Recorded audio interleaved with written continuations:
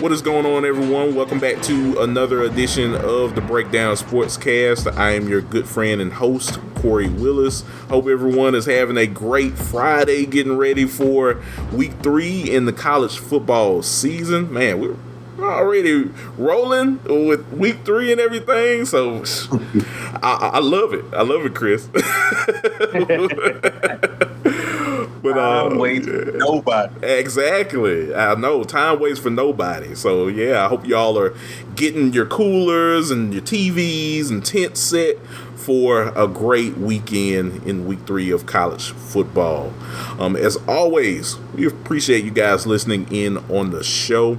You know where to find this. We're on many different streaming platforms such as Spotify, Apple Podcasts, YouTube, Amazon Music, and Amazon Audible, iHeartRadio, and many other streaming platforms out there. So feel free to like, comment, and subscribe to the show. It helps us know what we're doing and how we can improve the show for the future for you guys. So we very much appreciate you all's support, as always, with this show. As always, you know who I'm with. I'm with my good friend and co-host. He is Chris Bolton. Chris, what's going on, my man? What's going on, Kory? Man, I'm feeling good. Like you said, we're already week 3. Week 3. Hey, we're chopping down that tree, man. We getting to it. Learning more and more about these teams, and we will see. We're going to learn some more this week too. You know, there might not be your, high marquee matchups, but there are some games scattered, throughout the schedule that I think will reveal a lot about different teams and their character and their DNA and their makeup. You know what I'm saying? So we're definitely going to get into it and talk about some of these games. But it's a very interesting slate. Like, if you love college football, I think people are going to love this weekend because it might not be the top matchups, but there's some good games mixed in that have the potential to reveal a lot about, a lot of teams. No, you're right, partner. I mean, as we're recording this right now, I mean, we're looking at Arizona State, a team that hosted Mississippi State last week. You know, got a guy like Scatterbo, won a lot of different awards this past week, including AP Player of the Week award. You know, you kind of thinking like, hey, can this be a team that can be on a rise? You know, there's a lot of teams from a lot of different areas in college football that, making a name for themselves and, really trying to, state that case as a potential team in the college football playoff. You never know. And yeah, it's definitely going to be a big week. But yeah, right now this game is 28-28 right now between Arizona State and Texas State, who is also a pretty good team as well. Like, a lot of people have been talking about them as being a potential contender for a playoff spot. So no, I agree with you, Chris. There's a lot of good games this week, and I'm excited. This is what we live for. Weeks like this, week 3. Yes, sir. Like you said, as we record, Texas State, they got their work cut out. It's going to take this bad boy 99 yards, get a touchdown. Exactly. So we'll see how this game continues. It's been a good one for sure. But we have plenty more good ones lined up on the slate. Yes, sir. Yes, sir. We do. And we're gonna get to those topics in week 3 in just a moment, Chris. But there's some big news coming out of the Pac-12 late Wednesday evening. I remember you sending me a text, Chris, and you were letting me know, like, this is some insane news, and I had to look at my phone about it and just see, like, what's going on. You know, has Kendrick Lamar dropped another diss track on Drake? I mean, what's going on? You know, which coach got fired? I mean, we're trying to know these things. lo and behold, there's still a heartbeat left in the conference that's near and dear to our heart. Yes. Exactly, folks. So, if you haven't heard the news, the Pac-12 has garnered 4 schools for, I think, potentially next season. Is it the 2026, The 2027 season. So So after next year. it's the following season. Yeah, that's right. That's right. Yeah. My apologies. Yeah. So in about 2 years from now, the Pac-12 will have about 4 extra teams to the conference, and those teams include Boise State, Colorado State, San Diego State, and Fresno State. So all of those state schools, Chris, are going to be joining Oregon State and Washington State into the conference. And yeah, I saw like a funny a funny picture of people calling the Pac-12 the Pac-6 or the six pack. The 6-pack. The six pack of beer that is Boise State, Colorado State, Oregon State, Washington State, and San Diego State and Fresno State. All the states, Chris, they all joining in. That's that 6-pack. Hey, I'm here for it. Oh man, I saw that and I had to laugh. I had to chuckle. I was like, the internet wins again. So.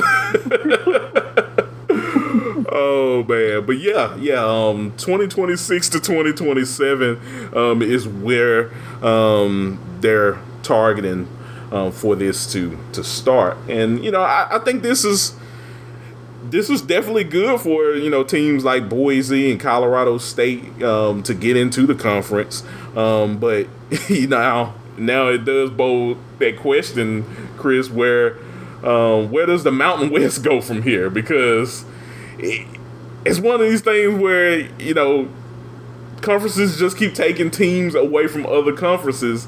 It does cause a question now. What happens to the Mountain West? It's just crazy with all of this conference realignment news going on. It sounds sexy, but it does bold a lot of those questions, of course. So, what are your thoughts about this, Chris? What are you thinking? Excited that the Pac-12 has found life, has found a breath of life, and got some quality schools, universities. I feel like that they are adding into the mix, and they are relative to the geography, which I also like as well. When you think of Pac-12, you think of the West Coast, so that Pacific time zone. So get schools like Fresno, Boise, Colorado State, on that mountain West Coast time. Those schools, kind of adjacent to that area, feel like are good grabs and can keep the conference going. Now, I'm curious to see if they'll be considered a power conference. That's a question that I'm sure we all are curious in getting answered, and how the Pac-12 will be received as a league. But overall, for what the hand the Pac-12 was dealt, I feel like this is a good, solid foundation. And I expect a couple more schools to be announced before the end of the college football season. Yeah, I agree with you. It's one thing from going to 2 to 6, but that the Pac-12 is looking for more teams, so it is going to be interesting to see what happens going forward. Like, who else goes into this conference? There's so many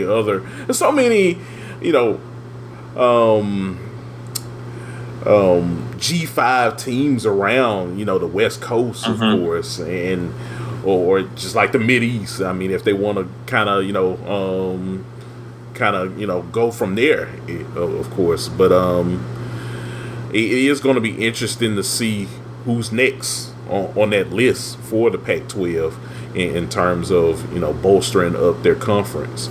We'll see what happens. I mean, if I I don't want any fan bases to be upset, but hey, maybe North Dakota State might flirt with the thought of maybe becoming a team in the Power Five. Maybe maybe they want to think about becoming a Pac-12 team. I mean, we've seen them, Chris, a couple of times on them playing against these FBS style schools. Yeah, they'll give you everything you want and some in a matchup. Yeah, I mean, why not? If I'm the Pac-12, I'm really trying to bolster up my conference. Hey, I mean, getting a team that's accomplished, that's won national championships in FCS football, bringing them into the equation,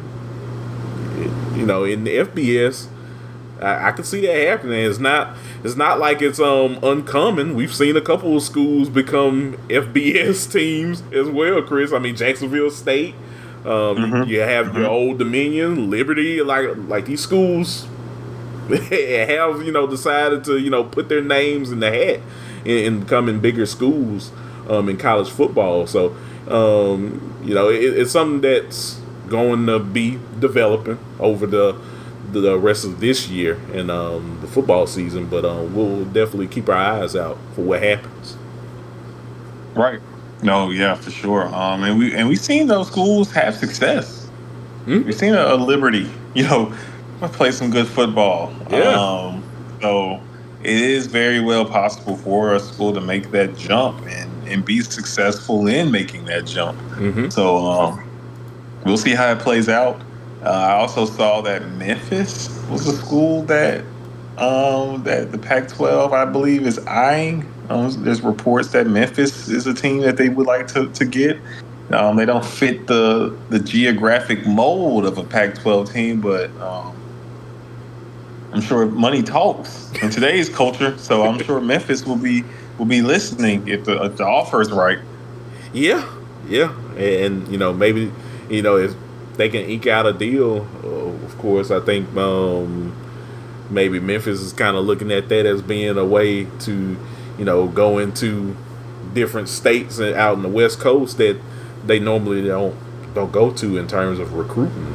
Think about a 4 or 5 star caliber quarterback joining Memphis's football team. Like, who would want to see that if you're living around the Memphis area? So. Yeah. No, especially with the style of football that they play out there in Memphis. It's a very, very offense friendly. If you like getting the ball out on the outside and getting downfield and making plays, Memphis is a school for you. So definitely like that idea. So yeah, I'm very curious to see how the things continue to play out for the Pac-12, but I'm just happy that there's still a heartbeat in the Pac-12. The Big Ten tried their hardest and almost was successful at ripping the soul out of the conference that we love and hold close to our heart, and that's the Pac-12. So I'm glad that there is still a heartbeat. We need it to continue. Yes. Absolutely, my friend. The Pac-12 lives after we thought it was going to die on its deathbed. Man, we thought the only Pac-12 we were going to know was going to be in EA college football. But nope. We're here, baby. Exactly.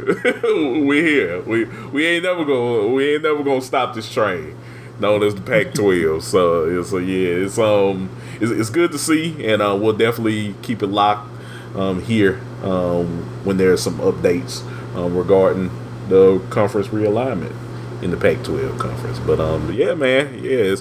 Anything else you want to mention about this, Chris, before we move on to the games this week? No, sir. All right. Well, we got a stacked lineup of games this week, y'all. From those mid-tier games, those high-tier games of the week. Well, this is a pretty eventful week 3. I think last week there were a lot of games that who would have thought that Northern Illinois would knock off Notre Dame. We had a lot of those games here and there that we weren't really thinking about. But this is a week that is very eventful. So yeah, I think you guys are going to definitely enjoy this week. I know we are. So, but overall, we'll start off with some of the games this week. We'll kick it off, Chris, with a game down in Wisconsin, or up in Wisconsin, where the Badgers are going to be hosting the Alabama Crimson Tide this week, Chris. So this is a big game. I think it's an early game, 11 a.m. kickoff on Fox. So yeah, this is a big matchup right now. I see ESPN looks like the Crimson Tide as a 92% chance of winning this game against the Badgers. So they're looking at the Crimson Tide really figuring some things out after what was kind of wasn't really it was definitely a weird game against USF. They're looking to bounce back strong to beat the Badgers. Overall, I know Vegas has Alabama right now as a 16-point favorite. I don't know, man. I'm leaning a little bit towards Wisconsin, giving Alabama a game. I say if Alabama wins, it's not going to be by 16 or more points. I would probably knock that down to 7 points that Alabama could win. But what are your thoughts, Chris, about this game? Yeah, so I'm curious to see how it plays out. I have my concerns about Alabama. I just don't know if Wisconsin if they'll be the team to expose them. They do have Tyler Van Dyke at quarterback there. He transferred in from Miami to Wisconsin. So you have a good veteran QB. He can turn the ball over. So I think that is the key in this matchup from a Wisconsin side of things. Will he be able to make the plays you need him to make without turning the ball over? And we've seen some improvement from Alabama's secondary, but it still is a young secondary. So they can possibly be exposed for maybe some mental lapses, despite this being a very talented bunch, very talented group that Alabama has. So that is what I'm looking for in this matchup that I think will be the difference in this game. I think Alabama wins. I think they'll play a cleaner ball game. I'm going to say Alabama by 13. Possibility for it to be a blowout. I'm not going to call the blowout. Part of me is like, Alabama is very talented. It can blow this thing open at any moment. But also, they showed a lot of mistakes in that USF game that a team like Wisconsin, like you mentioned, they have the capabilities of exposing just off of how sound and disciplined of a group they are. So if Alabama comes out like they did against South Florida, they can leave this game with the L. But if they play up to the standard I'm sure Kalen DeBoer has challenged them to play at this week in practice, I think there's that chance that they do take care of business and possibly run away with this game. But I'm gonna go lean towards the middle and say Alabama barely covers, like Alabama win by 17. That's what I'm gonna lock in. Okay. So you're kind of sticking to your guns with what Vegas is looking at right now. Yeah, I see where Vegas is coming from in this. Okay, that's fair. But I see where you're coming from. I'm not ruling out the possibility of a close 7-point game or even a Wisconsin win. That I can't. I would be lying if I said there's no chance that happens, because there's a very real chance that this is a tight game. Yeah, no, I agree with you, man. It's I can't get that USF game out of my head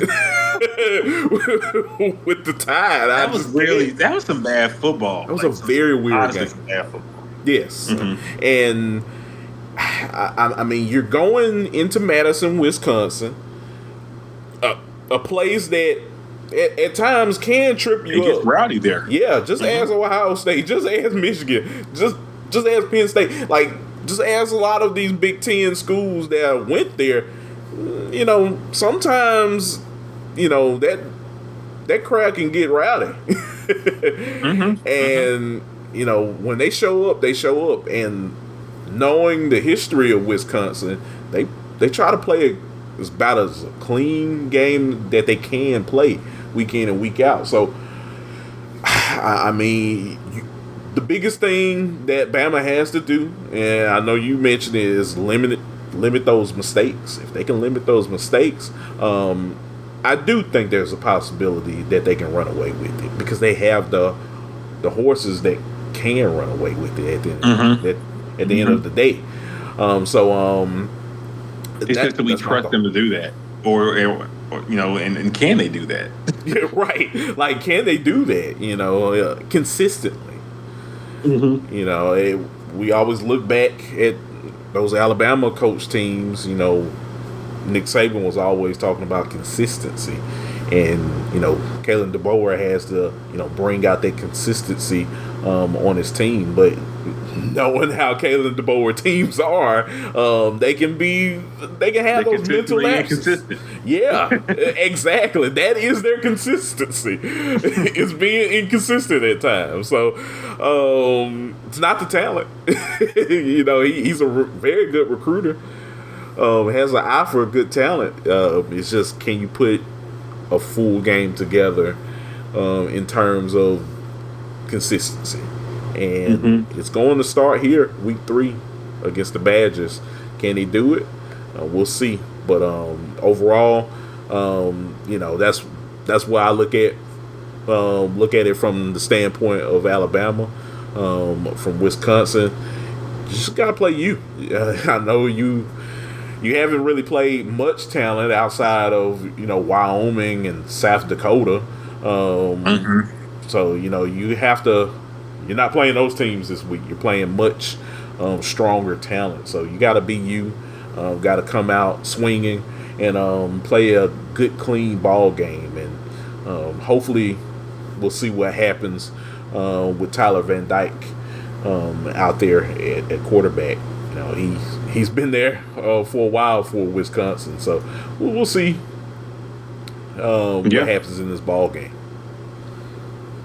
We will.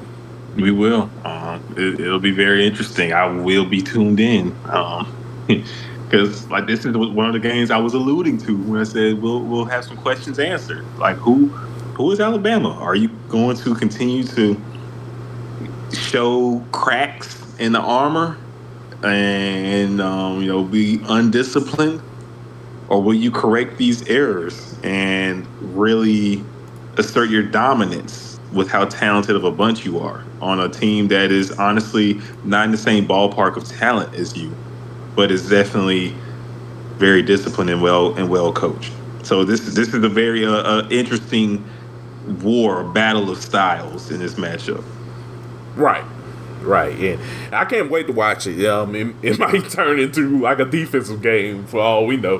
We're talking about offense, of course, Chris. This game might be one of those, you know, ground and pound games towards the end that are just, you know, filled with defense. So yes, we'll see what happens. We will. Should be a good one though, to kick off the day too. Oh yeah, for sure. That place will be rocking as well. Exactly. So yeah, we'll definitely see what happens with this game. I'm going to pick Alabama to win. but I really want to see what happens with Wisconsin in terms of being at home and seeing how consistent they can be in matching toe-to-toe with Bama. So, yeah. All right. Same. I got Bama as well. Nice.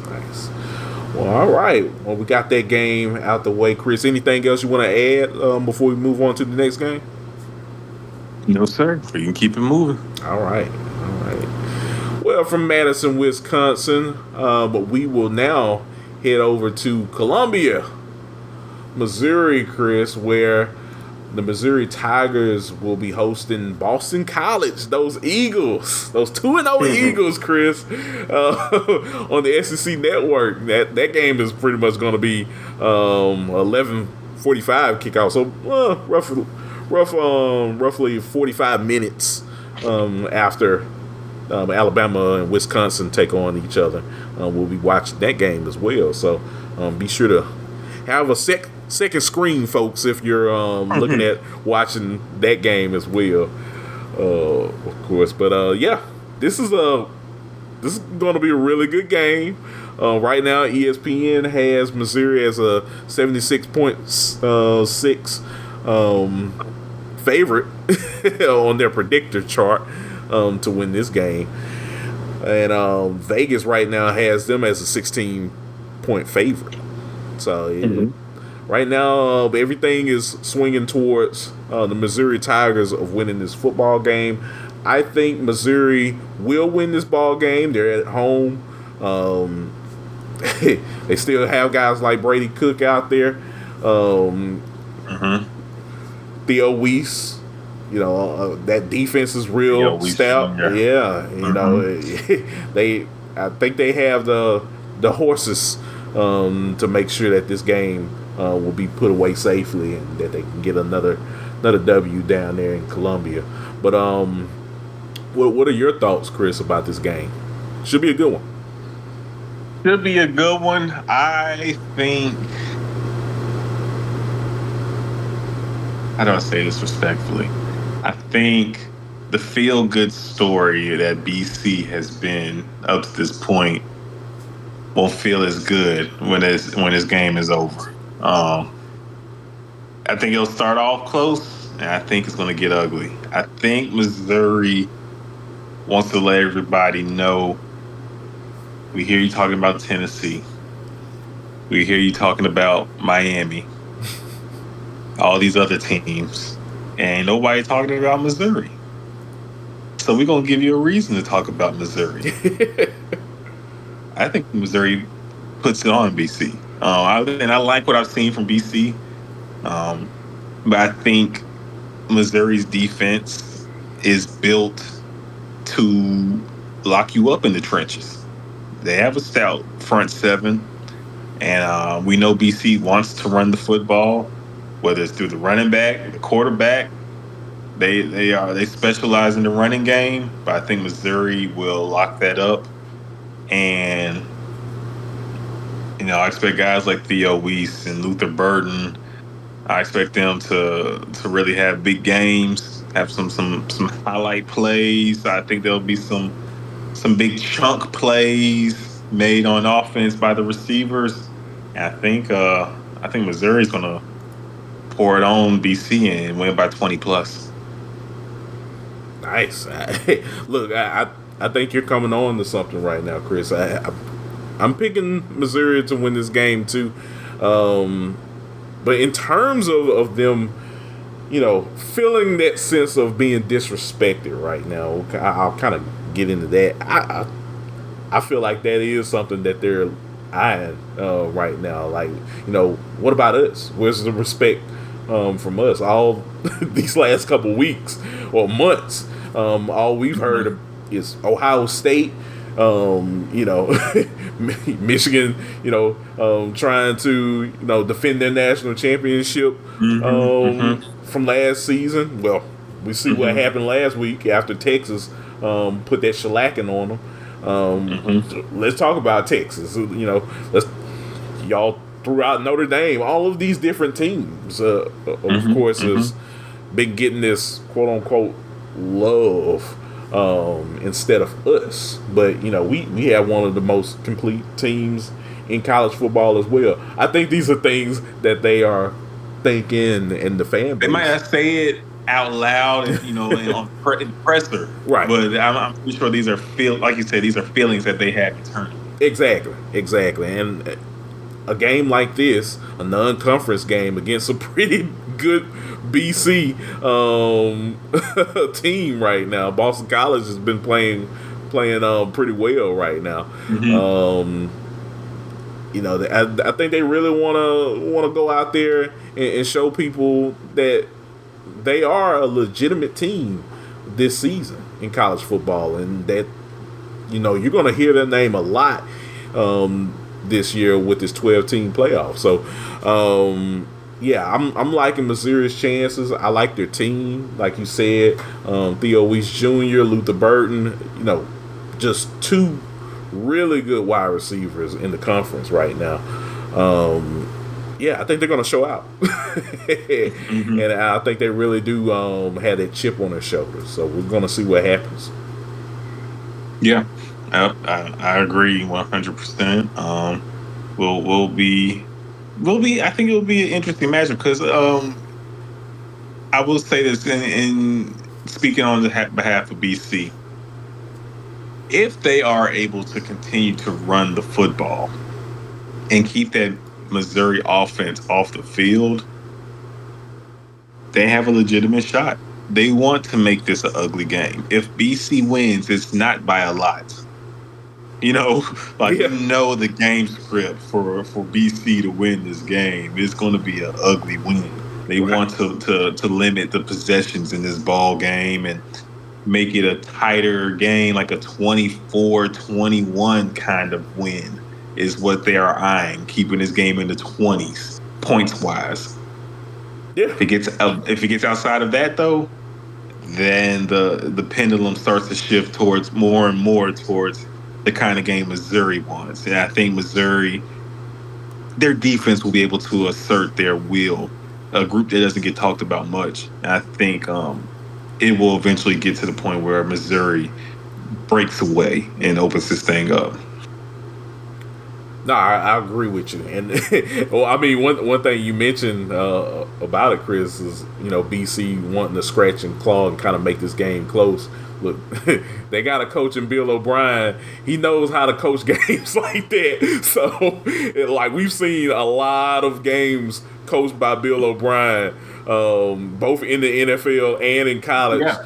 That they're very scratch and claw games, literally. Mm-hmm. That's his wheelhouse. That's his wheelhouse. He will coach an ugly game on purpose just to try to win it. So I think when it comes to BC, trying to make those plays to make this a game if they want to win this game. Guys like Castellanos, which I love. He's really good, really good quarterback. Him, Trayshawn Ward, and Lewis Bunn. These are guys that are going to have to really, show up and show out and produce for them this Saturday if they want to get this W. So we'll see what happens, but I'm still sticking towards Missouri being that team and just having a little bit of the edge over the Eagles. Yeah. I understand. I agree. Yeah. So it should be a good game. another early good matchup on Saturday. 1,000%. And an opportunity for Missouri to really put their name on the map. They haven't played nobody big yet, so that's another reason people haven't really been talking about this team. But they have all the makings to be a playoff contender, and might continue as the season continues, prove himself to be a national championship contender. It's a wide open season, Kory. It is. It's as the season kind of progresses, we'll get a chance to see a lot of these teams start beating up on each other as what we always hear in the SEC. But I think now with this whole conference realignment, now people been moved everywhere. We're gonna see a lot of these teams square up on the football field, and in terms of Missouri, I think they are one of those teams that can go toe to toe with anyone around the country. So I think they have a good shot at solidifying themselves as one of those top 12 teams. I agree. Yes, sir. Yes, sir. But overall, it should be a really good game. Anything else you want to add to Boston College, Missouri, before we move on? No, sir. All right. Well, from that game, we will quickly talk about it, Chris. We didn't have it really on the rundown sheet earlier in the day, but it's going to be an interesting game. It's a Friday game, so as you guys listening to this show, hopefully you guys get to catch this game later this evening.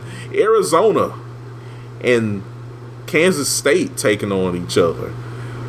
So that's going to be a really good game. Matchup. Yeah, in Manhattan, Kansas. So, it's top 20 matchup, 7 p.m. on Fox. Right now, Kansas State is a 7-point favorite in this ball game. So Vegas is looking for K-State to really break out and try to win this ball game because, both teams they really have a lot of great players. So we're going to see Fafita taking on Avery Johnson. I mean, that two of your top quarterbacks in the Big 12. So, it don't get no better than that on a Friday. You're hard pressed to find that with Noah Fafita hitting the field, and his main guy at receiver. We're gonna see Ted McMillan, Heisman hopeful, freak of nature. He's definitely Mike Evans vibes from him. 6'5", 212, and you throw it up. More than likely, he's gonna come down with it. So we're gonna see how Kansas State prepares for him, and then we're gonna see if this is Avery Johnson's coming out party. We've hyped him up a lot this offseason coming into the season. He hasn't done anything special. He's barely rushed the football and displayed his athleticism. But I think this is the game where we see K-State open up the playbook and let Avery loose. They tell him, sick him, boy. They let him off the leash.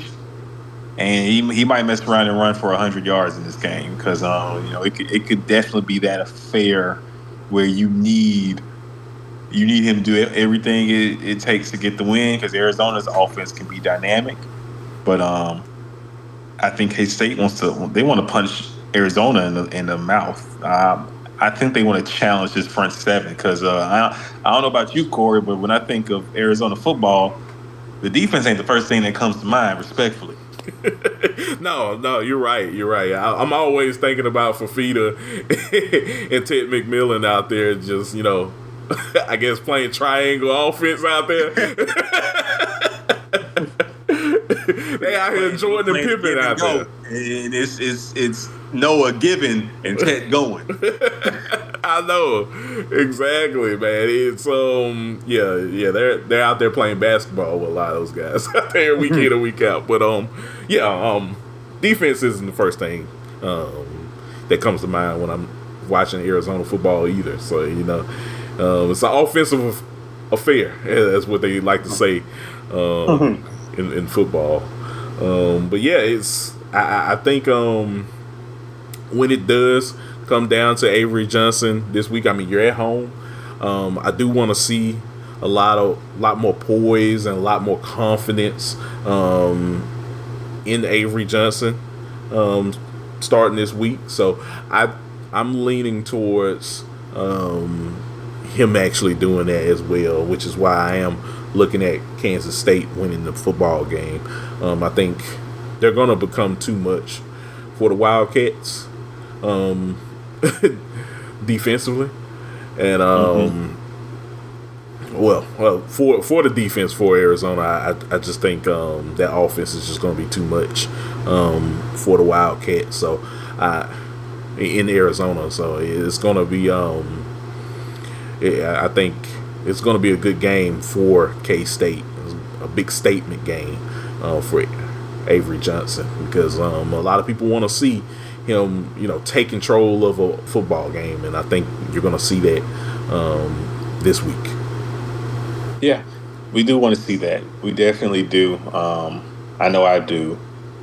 And then on the other side of things, just to talk a little bit about Arizona, Noah Fafita, he showed us last year he has the ability to be that guy. Mm-hmm. He invoked life into this program. He's an Arizona guy. Him and Ted, they easily could have left when Coach Fish, when he left and accepted the Washington job. But they stayed. They stayed at Arizona, and they're still trying to get used to this system. It's similar to how they played the last season, but every coaching staff has their own things and quirks to it. So they're still trying to smooth out some things because the offense hasn't just been as dynamic, I think, as we would like we wanted to see from Arizona. Mm-hmm. But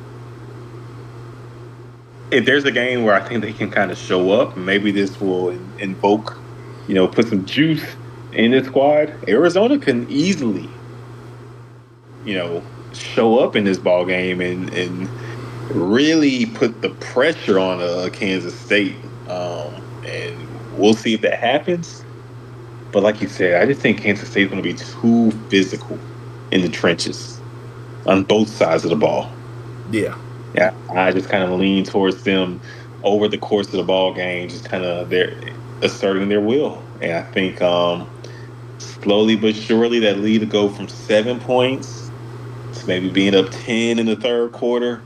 And, final score, they're up 17. Something like that. I can see Kansas State. It won't just be a straight up beat down. I think just a gradual, slow grind, wear you out kind of victory is I think is what we have in store with Kansas State. Exactly. I agree with you. I think K-State is just going to be too much for Arizona, and I think they're going to really figure out a lot of things in this game. So it's going to be a good one. Top 25 teams colliding with each other. So it's going to be a really really passionate football game. But I think in the end, I hope it's a back and forth affair. Yeah, I would love for this to be a high scoring clash of the Titans going into the fourth quarter. Yeah. Don't get me mistaken. If Tech's balling, I'm all here. I'm here for it. If Noah's balling, I'm here for it. Right.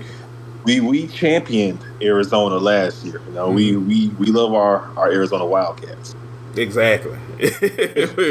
we couldn't stop talking about them last season. So I think they're not going to disappoint us again, Chris, with this game. One of the biggest games yet in the Big 12 conference. So this game one of the biggest games in the program. This is a game that if they win, can catapult them to really solidifying being a playoff contender. Mm-hmm.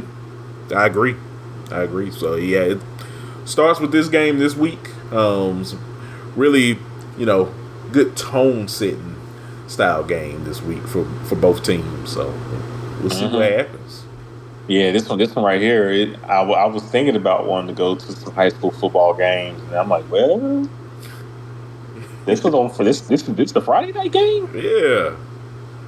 I might have to try to go to a football game next week. Exactly. Yeah, home and watch this one. Exactly. Hey, cook you some fajitas and watch Fafita go out there. Yeah. You know what I'm saying? Yes, sir. And perform. So do his thing. Yeah. Oh man, I just had to say that. Hey, nah, you said something, then, Kory. I might have to while you playing.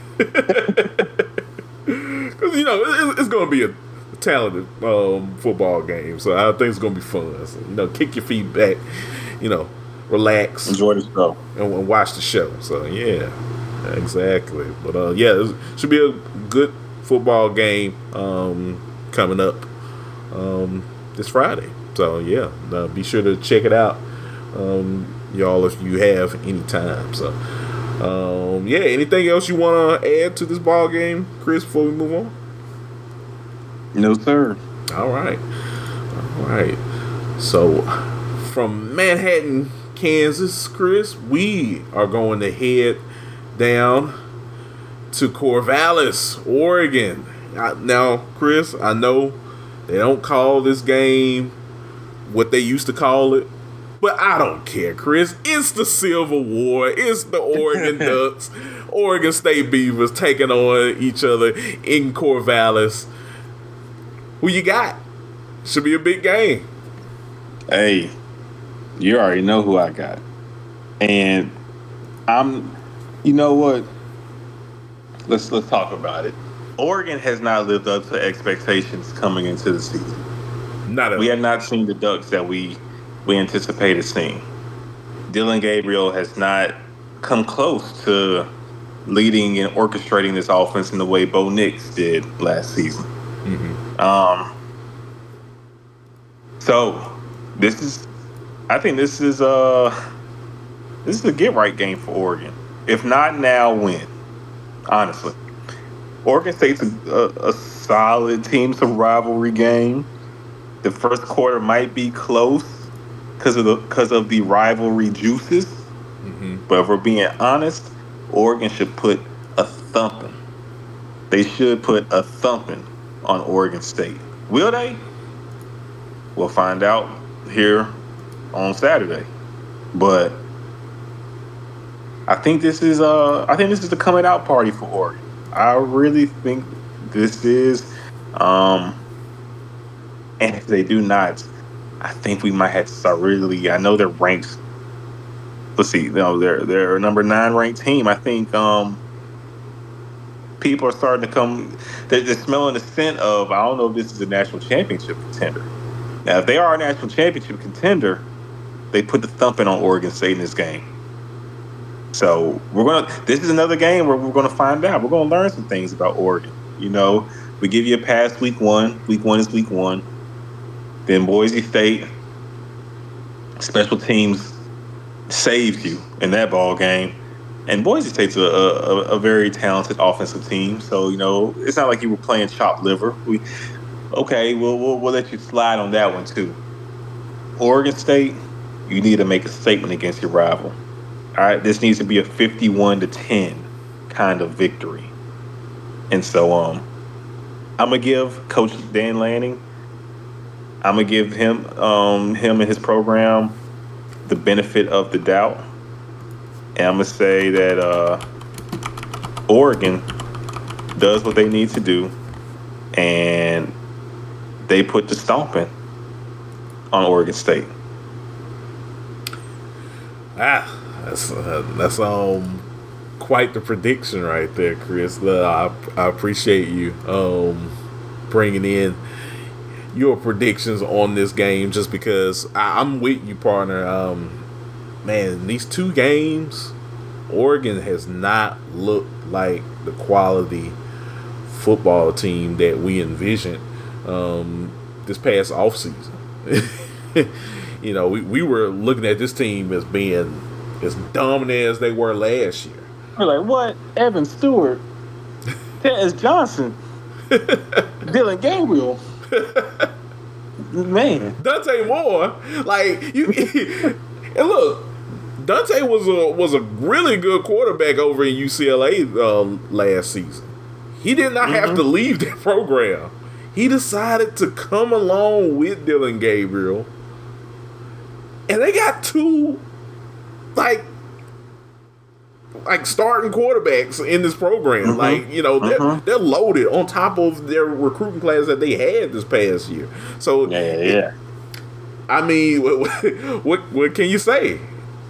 And all you've done in 2 games is beat Idaho 24-14, and get into a mini shootout with Boise, 37-34. That's how you become 2-0. So I'm not impressed right now. I have to see more. I think they'll still win the football game. I will pick them as the favorite in this game. But this is a rivalry game, and it is. I haven't watched much of Oregon State this season, but I'm sure Trent Bray is going to have his squad ready to take on the Ducks this Saturday. Yeah, I can see that for sure. They smell blood. The Beavers are for real. They have taken note of what Oregon, how vulnerable they look, and I'm sure they have schemed up an attack to continue to expose Oregon's weaknesses. I'm just going to lean on the side of things that, Coach Lanning and his staff will clean those things up. And this is just an extremely talented team.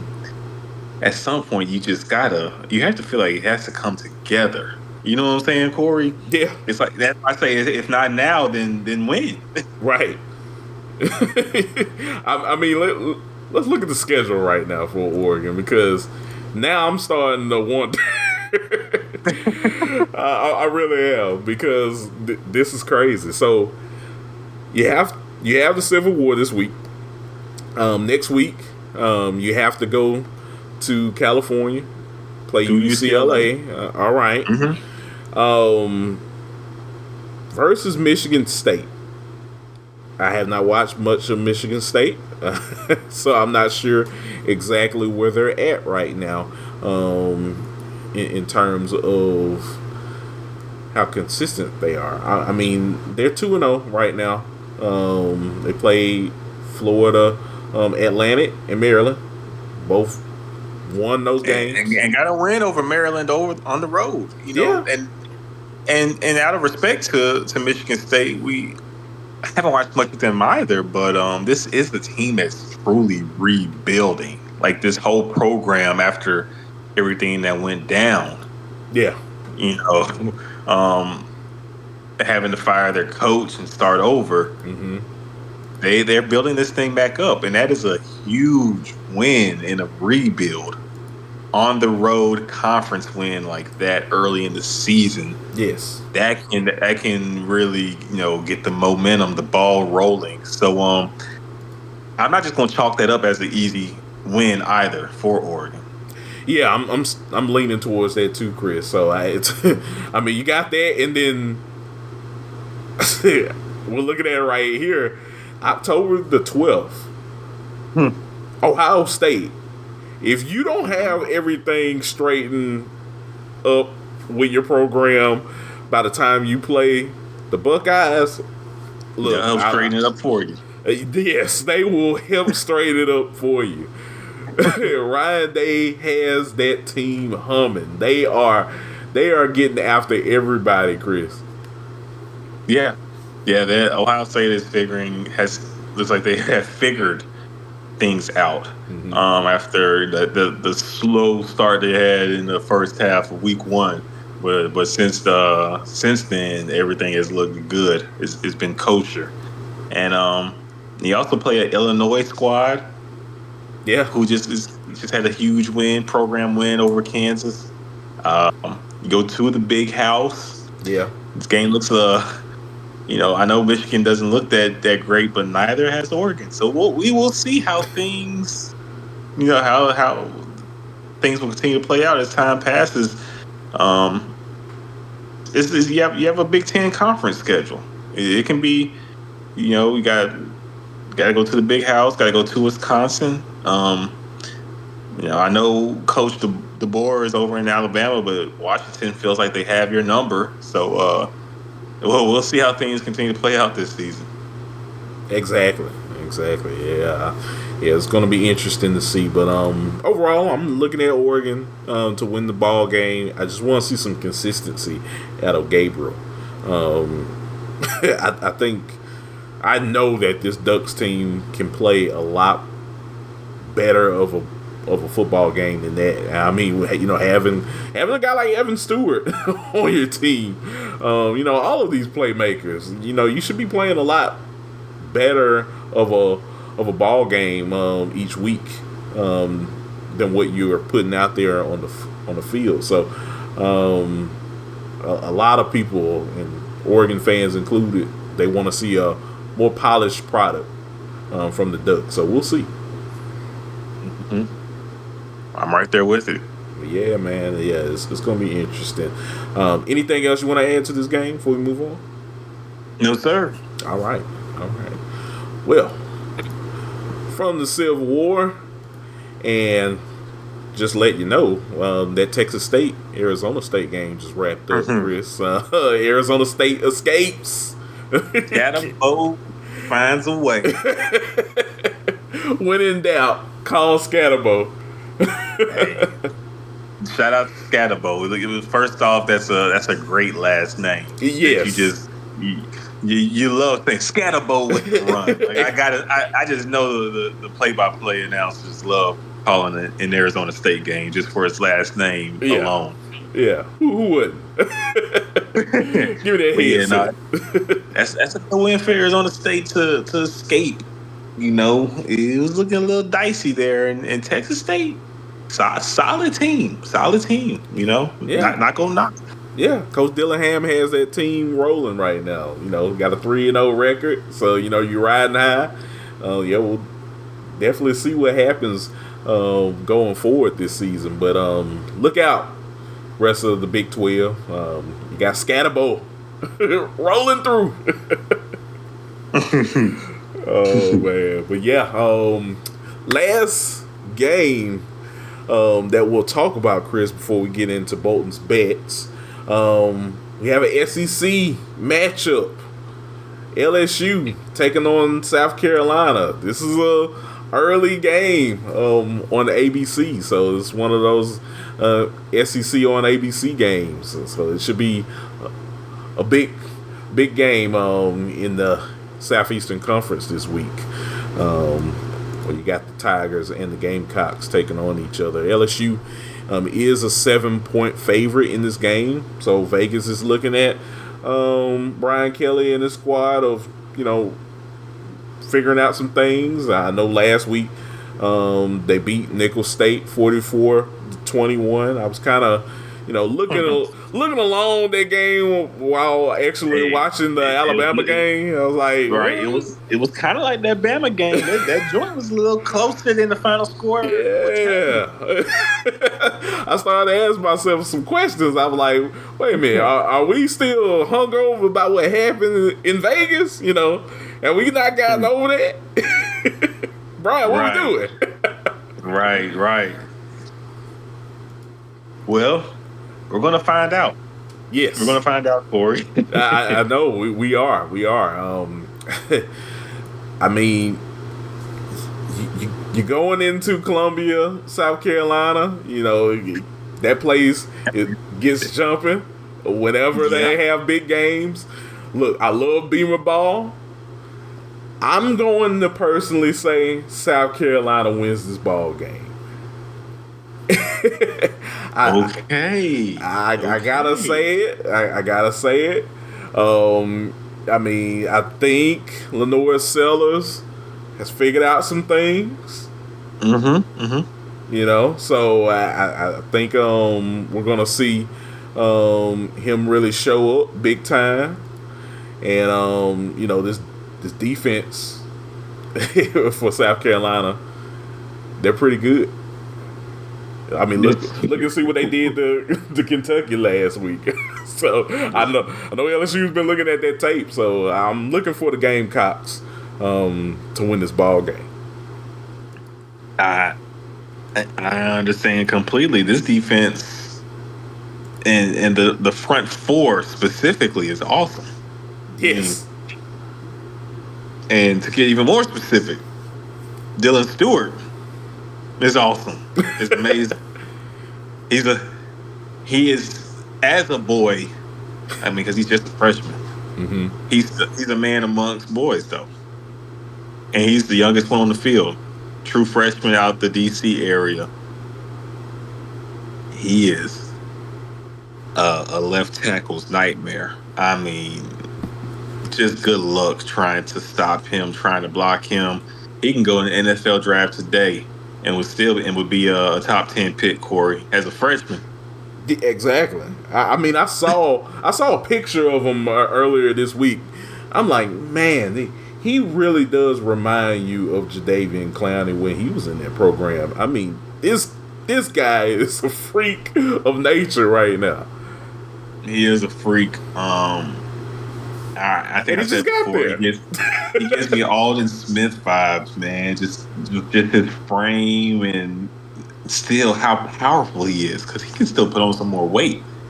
You know what I'm saying? But this is just all natural God-given ability right now. He ain't even had a whole summer yet for real in the weight room. You know what I mean? Like, this is just him doing what he does, and he's doing it well. Yeah. I agree though, Kory. I'm going South Carolina too.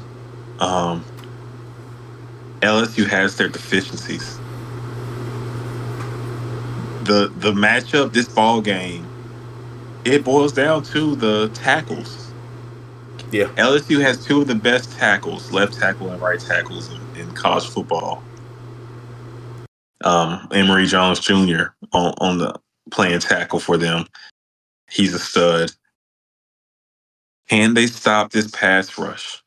Will they give Nussmeier enough time to get the ball downfield? Will they be able to run the football? You know, we know they lost their starting running back to a knee injury for the season. Yeah. I know LSU has plenty of talent, but that's a tough blow. It's a tough blow for someone who's a really physical runner that you are anticipating leaning on this season. So we'll see how it plays out. I'm expecting Sellers to continue to elevate his game. He's getting more and more settled into this, the system. I think he'll take another step this week. He's going to be at home. Like you said, man, that place will be rocking. And this will be nuts, even though he's an experienced quarterback. This will be his first time in a hostile, truly hostile environment. Season opener was neutral site game in Vegas. Right. Nah, player. You gonna be in Columbia, South Carolina, baby. You in the dirty. It's gonna be rough, loud. It's gonna be ruckus. Yes. So we're gonna learn a lot about this LSU team. Yeah, we're going to learn a lot about this LSU team, and we had our conversations before the season, Kory.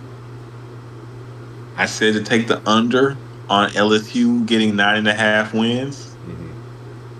If they're gonna get 9 wins or even 10 wins, they have to win this game. They have to. I don't think they will, though. I think this is going to be a tough year for LSU, man. Brian Kelly's going to feel it. And I think it starts with losing this game. You're going to hear some people out there in Baton Rouge, that the state of Louisiana. Shoot, Kentucky's been calling for John Summerall. You might hear some LSU fans calling for John Summerall after this game. Oh my gosh, yeah. No, I'm with you, Chris. Like, I think this is gonna be a tough year for Brian Kelly, and I don't think they want this South Carolina team at all. Look, man, when Shane Beamer has his teams rolling, they're rolling, and they don't stop. They do not stop, and having players like Edwards out there that are just playing lights out right now, or Dylan Stewart, but having a guy like Dylan Stewart and Rocket Rocket Sanders is out there. I think Lenore Rocket Sellers. hasn't even had a breakout game yet. Exactly. I mean, and we know he can. We've seen him at Arkansas. He is a force to be reckoned with when he's on 10. So, yeah, I think they're finding who they are as a football team. South Carolina is right now, and most importantly, at the quarterback position, I think Lenore's needed this. He needed that game last week against Kentucky to kind of, solidify himself into this program, into this team. So he's kind of figured things out as well on what he can do in terms of making this team the best that they can be, and this offense as strong as they can be. So we'll definitely see what happens, but I'm leaning towards South Carolina controlling this ball game. Yeah, I must say, I think they win by 6. I think South Carolina wins by 6. I'm gonna say 33-27.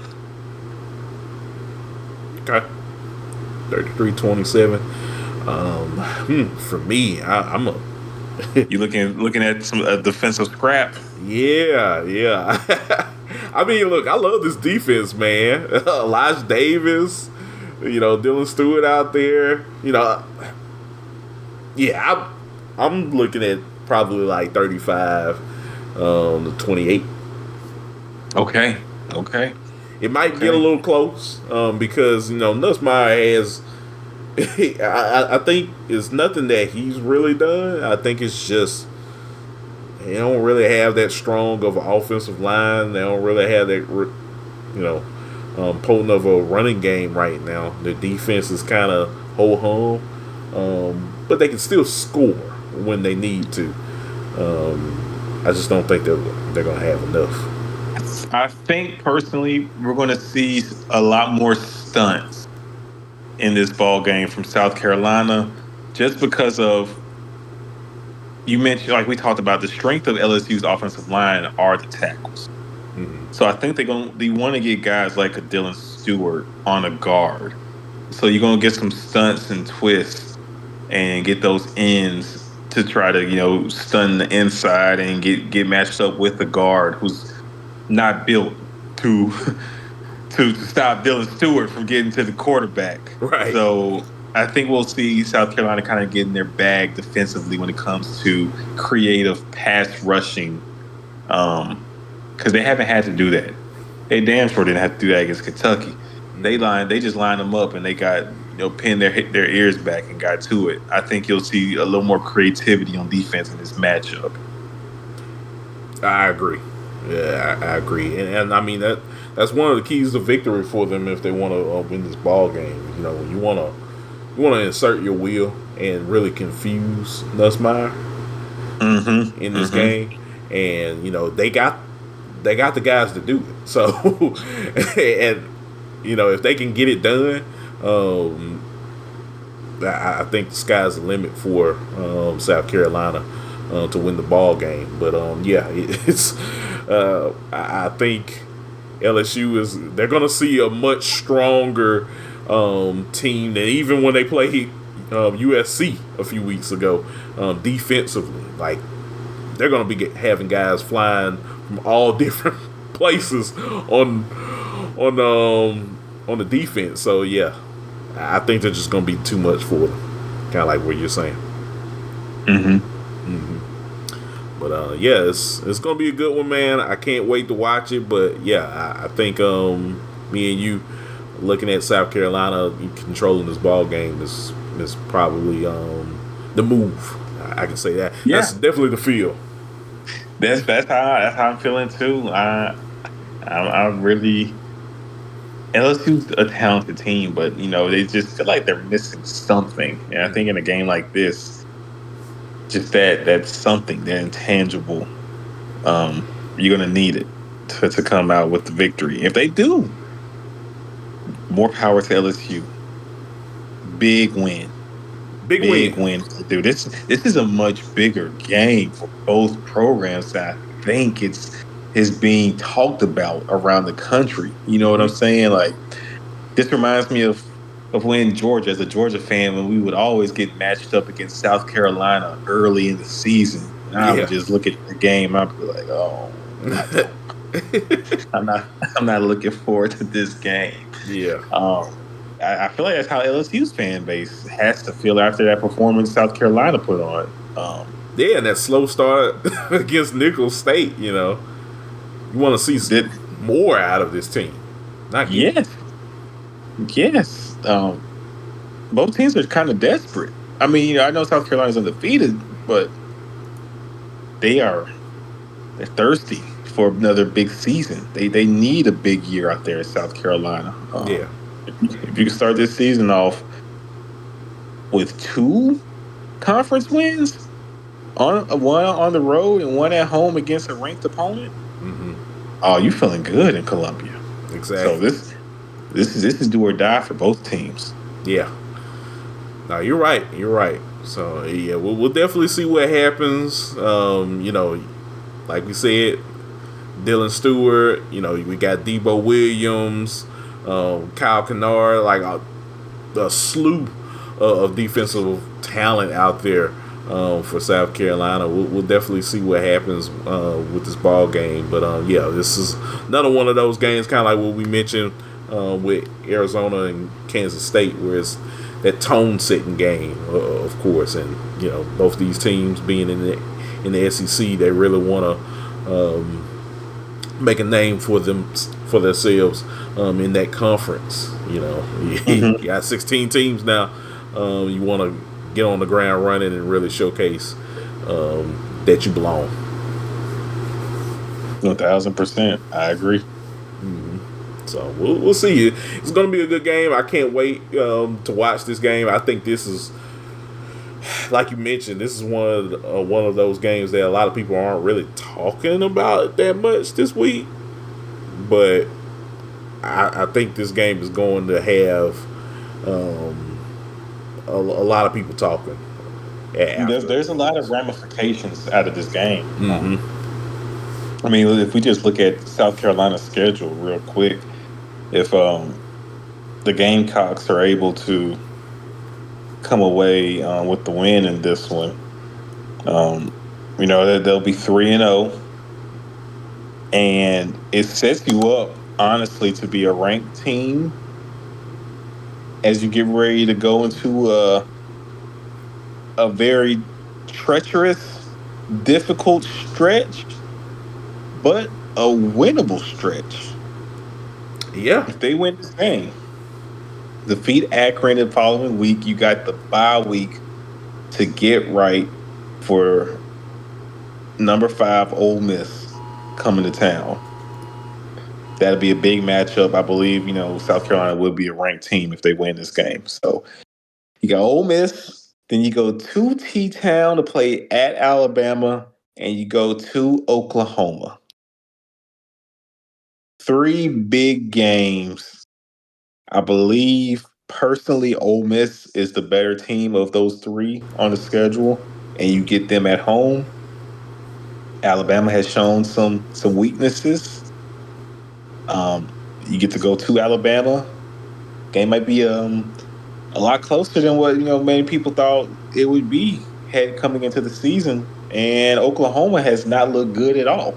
Their last game, Oklahoma didn't look good at all. I don't know what And Oklahoma's doing. their biggest question mark has been offensive line play. And buddy, that game can look eerily similar to that Kentucky game. So,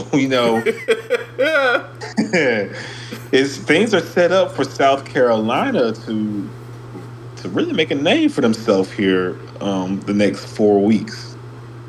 Yeah, this is a very favorable schedule. If you can get through this game, yeah. If you can get it through this game and win 2 out of 3 between Ole Miss, Bama, and Oklahoma, that'll be huge. Yeah. If you can win 2 out of 3. 1 out of 3 will be good. Mm-hmm. I would give you credit for winning 1 out of 3. Mm-hmm. But if you win 2 out of 3 in that stretch, and you are now through the season, 1, 2, 3, 4, 5. You would be 6-1 theoretically if you beat LSU, and you win 2 of those 3 games. Hey, you are right where you want to be in the SEC halfway through the year. Nah, I agree. I agree. So yeah, it's the skate the schedule is definitely favorable, Chris, and yeah, we'll definitely see what happens this Saturday. But it does start with the Tigers are out in Baton Rouge coming into town to really challenge you, and if you can win that ball game, you got a chance. Yeah, you got a chance. We're cooking. We're cooking with fish grease. Exactly. So yeah, I can't wait for a lot of these games this week, Chris. So this is going to be a good week. Lot of interesting ball games that we can look back later down the line this season and say like, hey, that game started this team's road to a dynasty. So it's going to be an interesting week to see what happens with a lot of these teams. But yeah, I can't wait, man. Can't wait. So yeah, anything else you want to add, Chris, about this game before we move into the final segment of today's show? No, sir. I'm ready to keep it trucking. Going to the final segment. Let's do it. Nice. Well, everyone, we are back with another edition of Bolton's Bets. You know what time it is. It's that time where Chris will lay down some of his other top games of the week, give you his betting odds, to put a little money in your pocket, get you get you in your Vegas bag. You wanna go out there and really stack the deck. Yeah, make a few plays. Yeah. That's what we're here to do. So, last week, Kory, 3-1. We are so close to getting that perfect, but Penn State let us down. The other 3 games hit. Penn State let us down. So, if you were able to put a 3-leg together, you weren't so sure about Penn State, and you went with 3 legs, and you came out all right. If you made some individual bets, you made money, you profited. So we're now 6-2 for the season. So let's see if we can keep it rolling. We're doing good. 6-2 for the season. Again, I'm gonna come with 4 plays. I will say 3 of them I feel better than the other one about. The other one I feel confident now. The other 3 I like more, but I'm gonna give you 4 on the official. So starting off, Ball State at Miami. Miami, the spread is 36.5 points. At this point of the season, Kory, we've been watching these games, and I just feel like Miami is one of the better teams in the nation. We talked about it in the off season, and from what we've seen on the field, I think it matches up even more so. Like it's even better than what we envisioned. So if you saying Miami has to cover 36.5 points, I'm taking them to do so. Cam Ward for Heisman. So give me Miami to cover. Let's go. Ole Miss at Wake Forest. Ole Miss 23.5 point favorites. Wake Forest will be the best team Ole Miss has played so far this season. Take that for what it's worth. The game is at Wake Forest, but as we have talked about, I feel like Ole Miss and Lane Kiffin are in that frame of mind where we're trying to beat the living snot out of everybody. Like they are in the game of embarrassing teams. You know what I'm saying? And so I think they plan on embarrassing Wake Forest, and we don't think the ACC is good. I think Ole Miss is one of the better teams in the nation. And honestly, to this point, you could even make a case they have the best offense. I know everybody's talked about Tennessee. We raved about Miami. You can definitely make a case that Ole Miss, with the players that they have returning and just how cohesive of a unit they've been, they're the best offense in the nation. I'm gonna take them to cover. If you're saying they only have to cover 23.5 points, give me Ole Miss. And also Texas, 35.5 point favorites against UTSA. Granted, UTSA, I'm not gonna disrespect UTSA. That's a good team out there in San Antonio. Very good team. There's the potential for them to make this game close early on, but I think it's going to be like when they played Colorado State earlier in the year, and I think they're going to pull away from the second quarter on. Might be potential for a slow start for Texas, especially coming off the win against Michigan. There is that potential for Texas to get off to a slow start, but I think Texas is one of the better teams in the nation. Legitimate national championship contender. Quinn Ewers putting together one of his better performances in a Texas jersey. I think they're going to ride that momentum. And I think Texas is for real. And if you are a national championship contender, games like this, you beat the snot out of whoever you're playing. Great. UTSA, what you're doing over there is great. But it ain't good enough to be here in Austin. You about to get beat down. Give me Texas to cover. And then the fourth game that I'm looking at, Georgia and Kentucky. Georgia 24.5 point faves at Kentucky. I know it's a night game. And part of there's that part that I understand how talented Kentucky is. This is a really talented team. Like Kentucky has players, Kory. Like the defense is legit. Deion Walker is a top 10 draft pick. Barryon Brown is arguably the fastest man in college football. There's legitimate pieces. There are pieces there that can make this interesting. But the vibes in Lexington are so bad. Yeah. So bad. Yeah, I've just kind of been wanting to get the vibe of seeing how people in Lexington have been feeling, of course, with this team, especially after last week. And I kind of go through the recruiting sites and everything, and people are they're just kind of tuned out now. And this is a Kentucky team that, for the last couple of years, they've really, struck gold in the portal. They've had some good teams that won a lot of ball games. And, now you kind of have this shift now, Chris. And I know you've been feeling the same way. And me and you talk about it off the air. That, man, the vibe in Lexington isn't what it used to be. It's not. And that's unfortunate for having still some really good quality players. Yeah, so they really do have a quality roster there.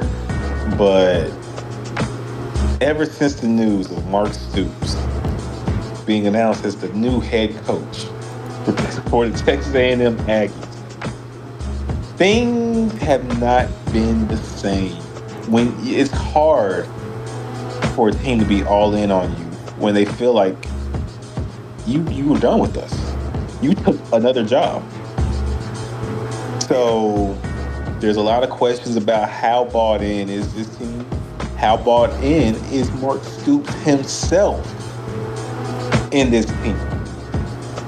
You go and hire the guy from Alabama who was your offensive line coach, bolted as he was recruiting for your program to Alabama. Alabama fires him, and you as Mark Stoops welcome him back with open arms. after he was ran out of Alabama for the terrible offensive line that they had last season. So and it's not looking good for Kentucky's O line, as we saw evidence against South Carolina. Yeah. So you got Georgia coming to town. I know it's a revenge game for Brock Vandagriff, but I think Georgia dominates, man. Georgia, South Carolina did some nasty things to them. I don't know. Georgia's defensive line will do the same to that same caliber of dominance. They will. But I think as an overall defense, Georgia's defense is just as dominant as any in the nation, and that game can get ugly too. 24.5 might be kind. That it could be a 41-7 stomping in Lexington. So I think Georgia will put a spanking on Kentucky. Unfortunately, the only thing that gives caution is truly just the talent that Kentucky has. I think this team is just checked out. We're gonna find out Saturday. I really think they're just checked out, and Mark Stoops has lost his hold on this team, and it's kind of overstayed his welcome. He tried to cash out. He really did. He tried to go to A&M. Fan base didn't like that too well. Fan base didn't like that, and now they ponied up, quote unquote. He asked the fans to pony up for NIL, and they have. And this is their return, the thank you that they are receiving. So vibes are very, very bad. And Lex, don't be shocked if it's another blowout for Kentucky, which is so unfortunate to be on the ABC back-to-back weekends and to get your ass smacked. That would not be a good look for Kentucky. Oh man, no, you're right, man. You're right. This reminds you of Dan Mullen leaving Mississippi State. Not so long before he left, we knew of the whole rumors, Chris, of him entertaining the ideas of leaving for University of Tennessee. That man was he was interviewing for any and every job. The Miami job open? Tennessee? Rocky Top? He was trying to get out of Starkville. I always will remember that. And I feel like this is kind of what's going on. It's kind of similar to that. And very similar. Yeah, it's tales of a marriage, starting to sour. Mm-hmm. And mm-hmm. Yeah, I don't know. I don't know what you can say for Kentucky fans right now. It's unfortunate when you have a really good team and things aren't going. It is, and just lastly, just a couple bonus picks I have for people, Kory. Just want to talk about this real fast. Tennessee, 49.5 point spread against Kent State. We know Tennessee's the real deal. Tennessee is a national championship contender. Mm-hmm. Tennessee very well can cover this. Oh yeah, and I think they will cover this. So that's a bonus pick. I know it's crazy. Like, good grief, 49.5. You think Tennessee covers? Look, Vegas got that spread like that for a reason. They know what Tennessee comes to do. We're talking about an elite offense and an elite defense. Tennessee's defense is elite. Lockdown, a nightmare. That is a recipe for throttling. So Tennessee to cover 49.5 is a bonus. And Tulane, Oklahoma. If you feel it risky, go ahead and take that Tulane money line. Tulane can very well win this game. I lean towards Tulane winning this game. But go on the safe side, take the points. Oklahoma, I want to say, if I'm not mistaken, Kory, last time I checked, they were 13.5 point favorites. Let's see. Yes, Vegas has OU as they're a 13 point favorite. You 13 said point you favorites. said 13 and a half, right? 13.5. Yes. So it's been betted to 13. Yeah. Take Tulane with the points. I think this is going to be a really close game. Oklahoma's very vulnerable. John Summerall is one of the best defensive minds in college football. He is putting on a master class with the Tulane program, and a win in this ball game. This will solidify his name on the map. He won't be at Tulane much longer if he wins this game. He won't be in Tulane much longer, honestly, and in general. But if he wins this game, if your coach is on the hot seat, I think John Summerall is the guy everybody is looking at hiring this offseason. Yeah.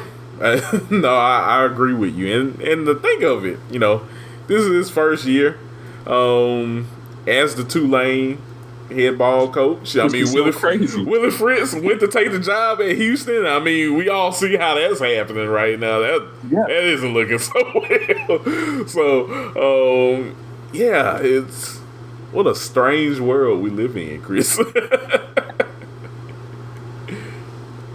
Yeah. Oh man. Yeah, it's crazy. But John Summerall is really doing his thing, and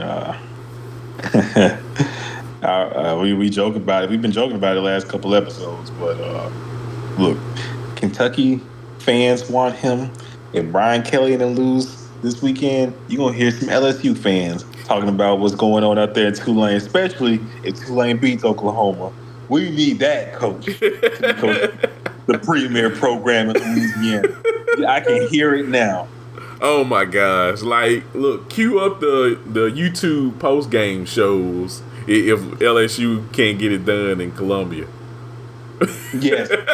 I am all ears on all the post game shows, whether it's if Kentucky when Kentucky gets beat down by Georgia, whether it's Oklahoma losing or LSU losing.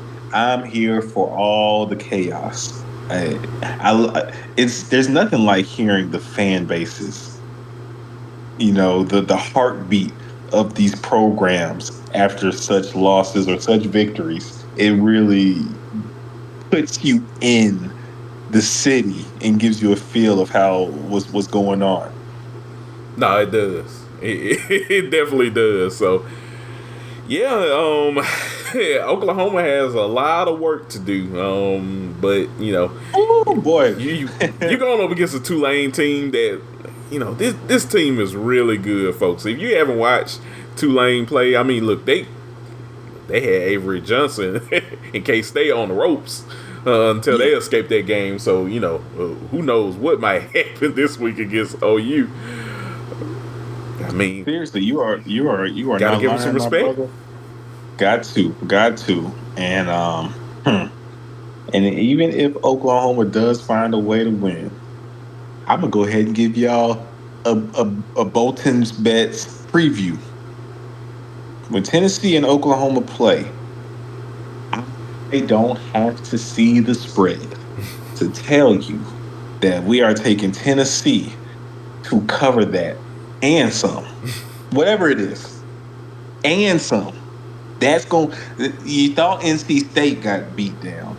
Oklahoma's finna catch 2 feet inside their John Brown hind parts, to quote Denzel Washington. They are going to get beat down when they play Tennessee. Don't let nobody hype up that game. They gonna hype it up like it's a big SEC showdown. Beat down is what it will be. Tennessee's gonna hype it up. Nico's gonna hype it up. That's just adding on to his Heisman stock. It is. It's gonna be ugly. It's gonna be ugly. Ooh, we thought it was gonna be a game in the preseason. Nope. I've seen enough. I don't know about you, Kory, but I've seen enough. I've seen enough too. No more. No more, Norman. I don't want to see anymore. Oh Oh, it might man. be ugly for Oklahoma because then you're gonna have the Red River Shootout too soon. So yeah, yeah. Yeah. Tennessee and Texas gonna be competing to see who can put the worst beat down on Oklahoma. They gonna be competing just for that. Like, oh, you dropped 60, I dropped 70.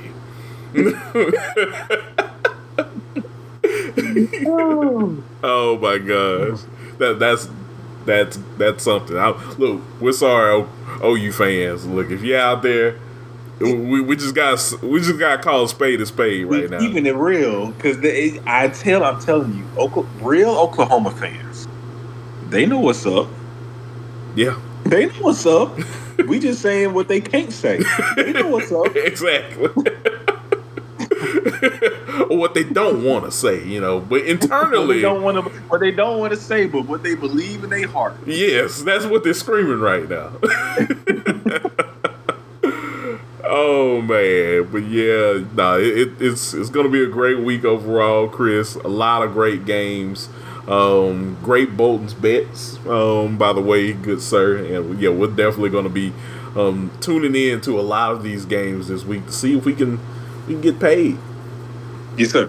Yes, sir. That's the goal. That's the objective. We're going to get the sweep right here. Exactly. We're going to get the sweep. Nice.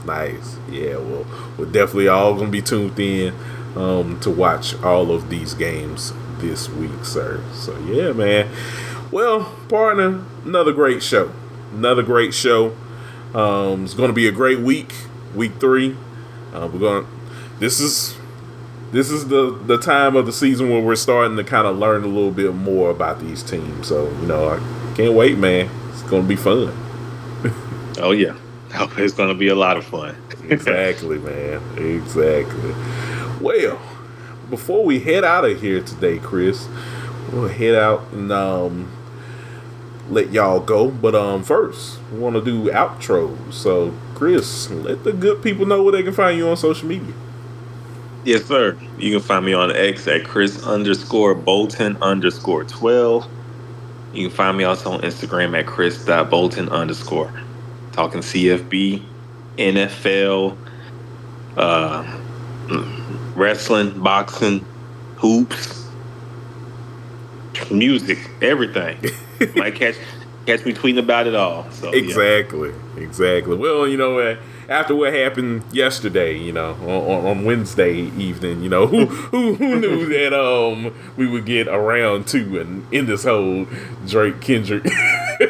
Hey, it's album season. The album is on the way. The album is on the way. Gave us a nice little song to hold us down until it's time. So we getting closer and closer. His State of the Union address. Now that he's hosting the Super Bowl halftime show. Yes, sir. K-Dot's coming. The album is dropping before the Super Bowl. Like, it's gonna be out already. Exactly. So Dot's on the way. Yes, sir. He is. But yeah, man. Yeah. We'll definitely be following you on the socials, of course, Chris. As for me, folks, you can follow me on Twitter at Listen to KSW, all one handle. I'm on there talking college football, of course, wrestling, all of that good stuff. We're getting closer and closer to the MLB playoffs. So, I'm definitely going to be tuned into that. My good friend Chris is also covering the MLB as well. So, it's sports season. Yes, sir. Yes, sir. Yes. So, yeah, definitely follow me on there. But, yeah. But that's it for us, everyone. Like always, we appreciate you all listening in to the show. Feel free to like, comment, and subscribe to the show as always. And until next time, we will catch y'all later on. Peace.